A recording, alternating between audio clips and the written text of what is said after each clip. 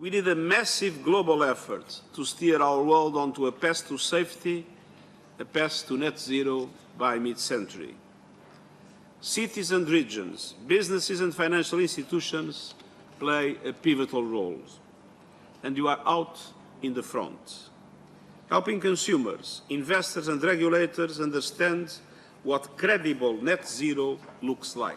And I urge businesses, financial institutions, cities, regions and more to work with governments on their national climate action plans or NDCs due by COP30.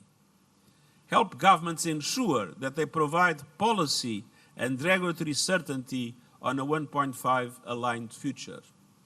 We must make sure that governments facilitate the work of other actors in this regard and not that they complicate the work of other actors in compliance with the 1.5 aligned future. I felt that the delegations are still largely with their initial positions. So now it's the moment to move from the initial positions and to find the areas of possible compromise. And my appeal to all parties is to do exactly that.